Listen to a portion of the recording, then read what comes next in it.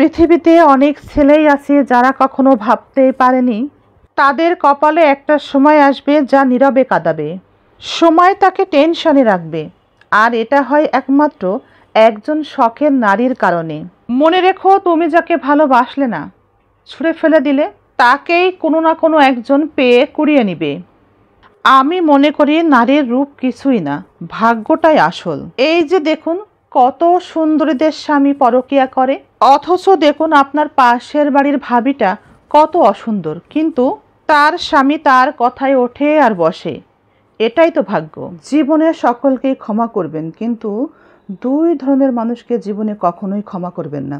যারা double face, বিভিন্ন জায়গায় কথা লাগিয়ে বেড়ায়। নাম্বার 2, যারা মিষ্টি কথায় আপনাকে ভুলিয়ে তাদের কাজে ব্যবহার করে থাকে।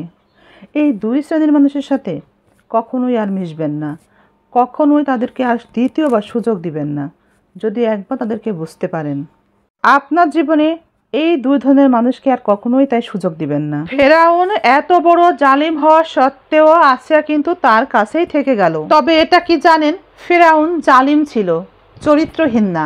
ভালোবাসার মানুষ জালিম না হলেও চরিত্রহীন হলে চলবে না। ভালোবাসার মানুষ চরিত্রহীন হলে সংসারটা হয়ে যায় এক টুকরো জাহান্নাম। দুনিয়ার বুকে এই জাহান্নামের আগুনেও একটা মানুষ দাও দাও করেই পুড়তে থাকে।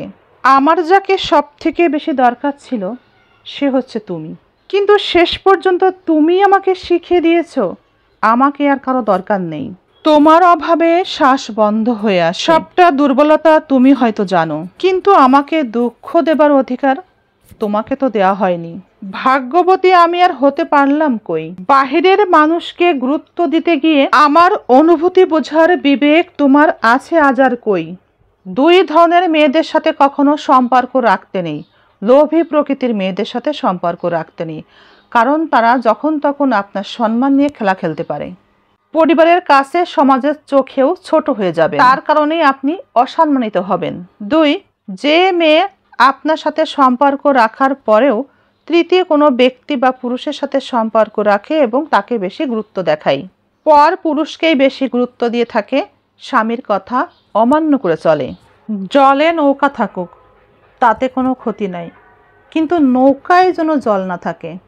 ঠিক তেমনি ভালোবাসা মনের ভিতরে থাক, ভালোবাসা বাহিরে প্রকাশ না পাক, কারণ বাহিরে ভালোবাসা প্রকাশ করলে অপমানিত হতে হয়। একজন পুরুষ পর নারীর সাথে কথা বলার সময় অথবা পরকীয়ার সময় যেভাবে মিষ্টি স্বরে উদারতা দেখায় এবং যেভাবে তাকে ভালোবাসে, সেই উদারতা এবং ভালোবাসা তার যদি ঘরের স্ত্রীকে দেখাতো, তাহলে ডিভোর্স নামের শব্দটি আর পৃথিবীতে থাকতো না।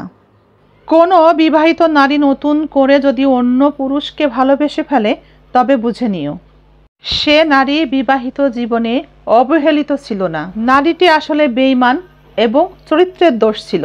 তুমি ছাড়া 100 মানুষ আমাকে সঙ্গ দিলেও তুমি ছাড়া একাকিত্বটা আমার মাঝেই রয়ে যাবে। কারণ কাউকে বেশি ভালোবাসলে যা হয়, কারো ক্ষতি করতে নেই। ক্ষতি করলে কখনো নিজের ভালো হয় না।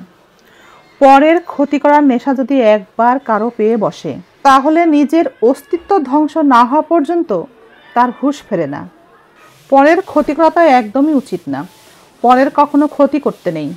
এই পৃথিবীতে আপনার যদি কিছু থাকে, অর্থ কিংবা সম্পদ, সেদিকে কুনজর এবং সেই সম্পত্তি ধ্বংস করে আপনাকে নিঃস্ব করে দিতে লোকের অভাব কিন্তু হবে না। কিন্তু আপনি সফল হতে চান, সম্পদ টাকা পয়সার মালিক হতে চান, নিজেকে ব্যর্থ হিসাবে আপনি আর দেখতে চান না, একজন সফল মানুষ হিসেবে নিজেকে প্রতিষ্ঠিত করতে চান, তবে এ ব্যাপারে আপনার সাহায্যের জন্য কেউ এগিয়ে আসবে না। নিজের জন্য নিজেই পরিশ্রমটা করে যেতে হবে। কেউ আসলে জায়গা দেয় না, নিজের জায়গা নিজেই তৈরি করে নিতে হয়।